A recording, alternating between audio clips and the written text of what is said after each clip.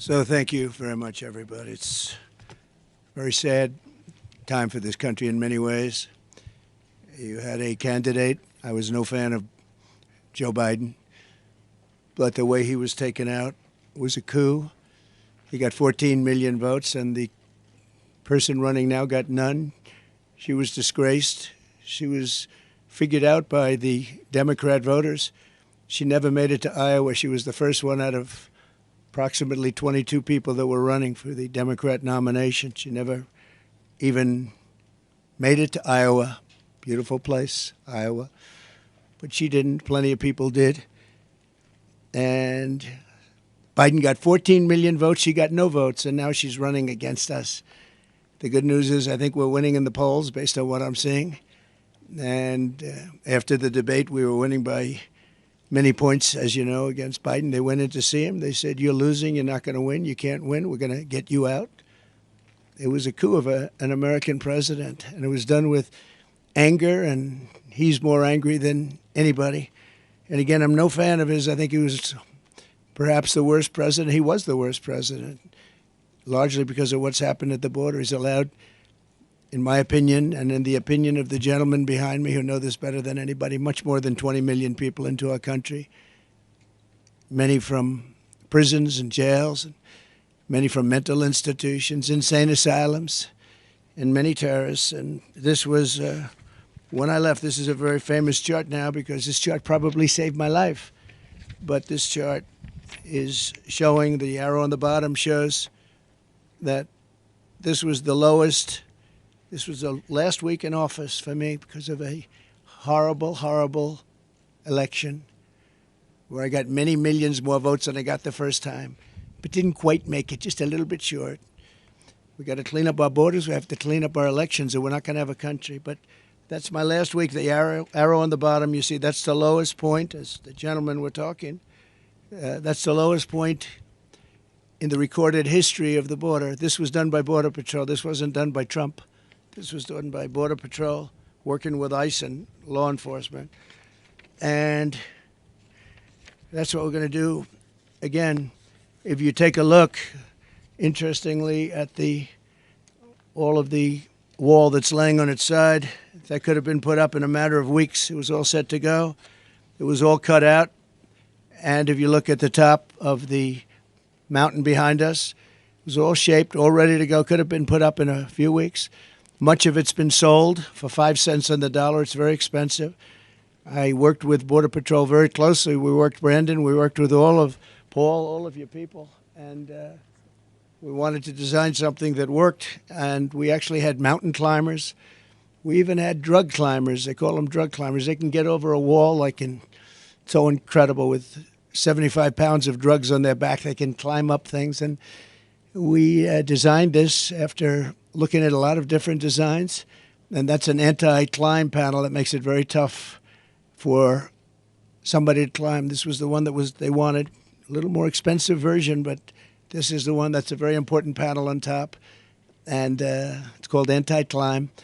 And this was put in here just to shade us because there's a lot of rough people on the other side. So I figured you're the media, you want to be shaded. This gets taken off. This is just temporary to shade us from potential hazard. We know about hazards. But all of this wall was built at great expense, and all it had to be, erected. It just had to be stood up on its end, concrete on the bottom, goes down 6 feet. That also went down and shielded from tunnels because we went down about as far as it's practical for them to go down. They build tunnels under walls. We went down pretty deep. We'd go down a lot deeper than the wall, made it very tough for them. And we stopped that, and we stopped people from coming over. But when they refused to, I built hundreds of miles of this, by the way, as far as the eye can see. You look at the other direction, as far as the eye could see. And then I'd hear people say, "Oh, he didn't build the wall." We built the wall. We built much more than I was anticipated to build. And we were going to build an extra 200 miles. Much of this is that, which is much more than I said I was going to do, because as we built it, they would go around the edges. So we were going further and further out, and it worked. We had the best numbers ever, and we had them largely because of the wall and also because the Mexican military helped us, which they never helped at any time. They never helped. and we were very proud of it. So we went from the best numbers in recorded history to the worst numbers in recorded history or any other history. And we have a Marxist that's running, and I don't think you can let her. This country is not ready for a Marxist president. She will never build the wall. She doesn't want to build the wall. She's only saying if she changes her mind, it's only because she wants to get elected, because who wouldn't want to have a strong border? You need strong borders and strong elections, and we have neither. But we're going to have very strong borders, and we're going to have very strong elections soon. The people is fed up. It's common sense. The people are just fed up. And you saw it. Everybody coming from the airport saw the thousands and thousands of people lined up. It looked like Lindbergh coming in from what he did at the time. Broadway, it was amazing when you see all those people it was a long drive from the airport, and so many thousands and thousands of people. The people in my car say, I've never seen anything like that. We're in the middle of an area that's not well populated, and to have thousands of people like that is pretty unbelievable. I hope you got to see it. And I hope the press writes this story fairly, because it's a story of disgrace. We had a border czar who was the border czar. She loved the title, but she didn't want to do the work because she's lazy. And probably more importantly than being lazy, she wants to have an open border. And you say, who would want an open border where criminals can pour into our country? And all you have to do is walk up there, if you have the courage to do it, and go to that open section. Stand there for a little while. You'll be running back here very quickly. You really have to write this fairly, this story, because you people don't want to talk about the border. You don't want to talk about the bad things that are going on in our country. We're going to end up not having a country. You're not going to have any media. We don't have media. They don't have media. They do their own media. They don't need media. But you really should cover this story fairly. Before I begin, I have some, I think, very good words on the border and what to do and how to solve the problem. We had it solved. All they had to do is leave it. Leave it. Just leave it. But before I begin, I want to address the fake job numbers on top of everything else, fellas. Fake jobs. The fake job numbers that the Harris-Biden administration has been reporting for the last year. Thanks to a leaker yesterday, meaning probably in this case a patriot, they were forced to release numbers. They claimed falsely that they created 818,000 jobs. So they said they did almost 1 million jobs, 818,000 jobs that actually didn't exist. They were phantom jobs. They're called phantom jobs. The reason they did that is because I was even a little surprised their job numbers look better, because I know the economy's lousy. Everyone here knows it's lousy. These people behind me know it's lousy. We have the worst inflation, I believe, in the history of our country, and that's absolutely killing people. But it's 818,000 jobs, almost 1 million, and these are just the jobs we found out about. There's a lot of other false things that now are being looked at. That number will increase. So they reported false numbers, and this isn't a revision. There's never been anything like this. This is a fraud put out by Harris and by Biden, and they were going to release the real numbers. It's called a revision after the election, but it got found out before the election, and I hope you're going to write about it. But it's a big story, and it's a story that's going to be going very far. There are people very upset about it, including government officials are very upset about it. Even people that are Democrats are because it's a pure fraud. You know, when you have a revision, you have a few jobs one way or the other, and they get it straight at the end of the month. But this one was sheltered for a long time, and they wanted to release it after November 5th. I wonder why, when it didn't really matter too much. But even then it mattered. But so I hope you're going to report it. Almost 1 million jobs were phantom jobs. They were fake jobs, just like a lot of reporting is fake. And I hope you're going to report it because people have to hear it. They didn't want these numbers to come out, and they did come out, and I really, the whistleblower or whoever it was that got them to have to do it, somebody today, a high official said, well, we don't really believe those numbers because Trump gave them. I didn't give them. I got them from the administration, from the Labor Bureau. And these are the stats that were just let out. In fact, officially, I mean, they just came out. They were released in, officially released. Those are official numbers. Has nothing to do with me. I just happen to be playing the role of a reporter for a change. But I hope you're going to do something with it, because I think it's a serious thing. It's the same as everything else. And I'm so glad that we decided to do this. It's a little dangerous to do. I hate to tell you, you guys are in danger with the kind of weaponry that we have, but I felt it was important to do. And this kind of stuff that they put up to shield us, I'm going to make you feel not so good. It doesn't mean a thing compared to what comes through there, but at least they can't see you. But it's dangerous territory, and these people have an unbelievable courage. The Border Patrol, ICE, the police, local law enforcement, unbelievable. I don't even know how they do it. They talk about, I was courageous. I was encouraged. These people are courageous. They go through this every day. And the amount of horrible injuries sustained in fights and shootings are just incredible. Not reported, but incredible. We're here today on the southern border in Arizona, where Comrade Kamala Harris, I call her comrade because she is a radical left Marxist. She wants open borders. She wants our country. I don't understand why anybody would want it, but she wants our country to be open to the world's criminals so they can come in and rape and pillage and do whatever they have to do. But she's the most radical left person who has ever run for high political office in our country's history. And by the way, the governor, who's done a poor job as governor, Minnesota, Walz, he's done a poor job, very poor job. His numbers are horrible. People are fleeing his state. I love his state. We should have won his state twice, but a lot of hanky-panky goes on there. Hasn't been won since 1972.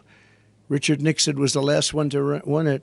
But every time I go in there, we have massive crowds and everything's good, but nobody seems to be able to win it. So I know why we didn't win it.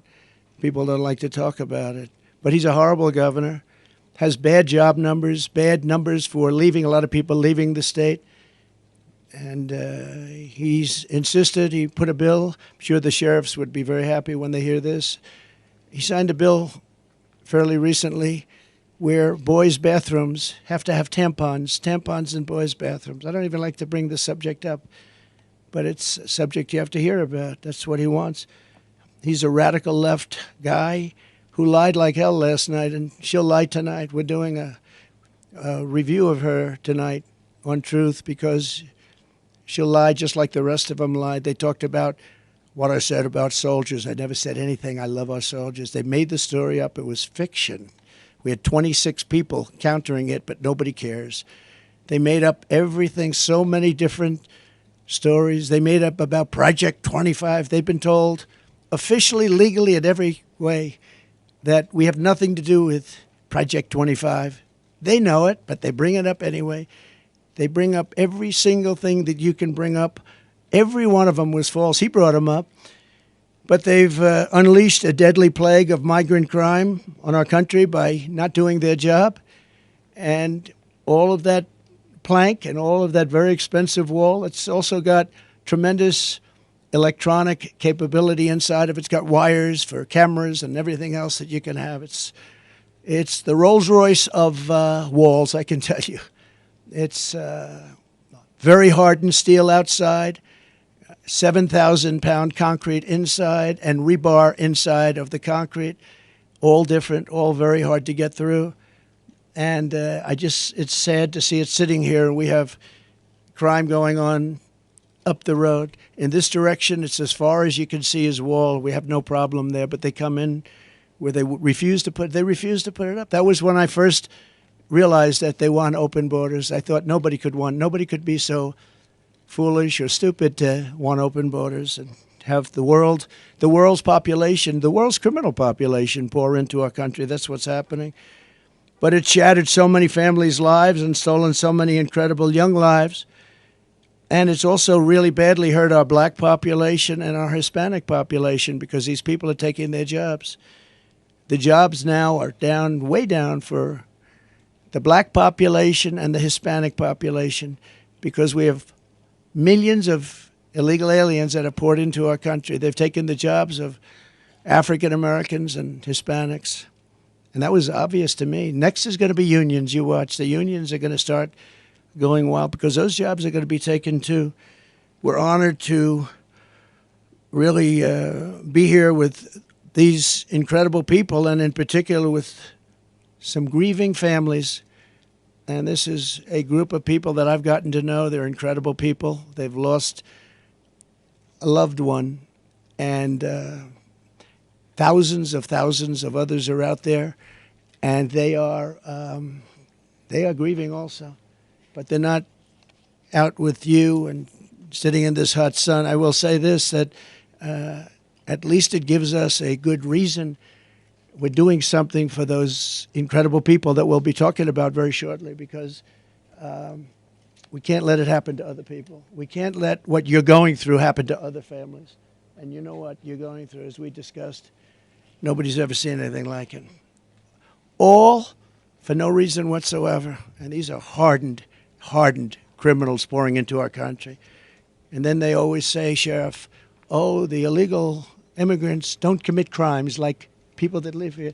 It's so wrong. They don't report them, but it's so wrong. They make our criminals look like babies. They make our criminals look like babies. That's about the only thing good. Our criminals all of a sudden don't look so tough to us, right? These are the roughest people, and they're the roughest people from all over the world. Their jails are being emptied from all over the world. Their criminals are being taken from their cities. And by the way, their crime rates are way down. Their crime rates came way down. Venezuela, all of these countries, their crime rates are down. Their prison population's down. Soon they won't have any prison population because 100% of it will be in our country, with the statement, if you ever come back, we will kill you. That's the statement they tell them. If you ever come back to Venezuela and other countries, we will kill you. But it's all over the world. The Congo and Africa, many prisoners let go from the Congo in Africa, rough prisoners. All over Europe they come, from all over, rough sections, the jails. You have to see jail populations are way down. So we've done a lot of trips to the border over the years and told a lot of stories about border victims, including the stories of the amazing angel moms who have never been appreciated. They're incredible women, what they've gone through. They're going through a similar thing. And many of them, I asked about time, but this time, because many of them, this took place a long time ago with borders and horrible people coming in. And I don't have to tell you about the crimes, but the level of viciousness of the crime was unbelievable. But they said time doesn't heal. You know, the expression time heals all wounds. It doesn't. I spoke to some people. They say they're worse now than they were 15 years ago. And this started largely during Obama. And then we stopped it. We had it stopped. And then the first day in, they just said, we're not doing anything. We're not doing anything. And all they had to do is let our people that we had in place, the best people. I was listening to people like Tom Homan, who is, just an incredible patriot, tough, smart, gets it, good man, but he's tough. I've been listening to all these people. They've been friends of mine for a long time. They know it better than anybody. But the level of criminality is unbelievable. It's an onslaught of violence at a level that nobody's ever seen before. For nearly 4 years, as border czar, Comrade Kamala has overseen a nation-wrecking border invasion. This is nation-wrecking. This isn't just like, we're going to fix it a little bit later. Gets to a point where you can't fix it. She's allowed. August 22nd, 2017, a few months into his presidency, President Trump came to Yuma, Arizona to evaluate firsthand how his policies were benefiting the city of Yuma. It was a great visit. He spoke with over 100 AMO, CBPO, and Border Patrol agents. During that time, he shook every single one of their hands. He listened to every single one of their concerns, and he acted on that. November 19th, 2023, President Trump was in Edinburgh, Texas, serving National Guardsmen, DPS officers, and a few off-duty Border Patrol agents. During that time, he shook over 200 people's hands and listened to what they had to say. These are the rank and file. That's why that wall is successful. He listened to the men and women that were on the front lines on exactly what needed to be on that wall. He listened to what they have to say. Contrast that with Kamala Harris, and nobody can say that I didn't try to work with her. I met with her transition team. I told her transition team exactly what would happen if they got rid of his policies. We suggest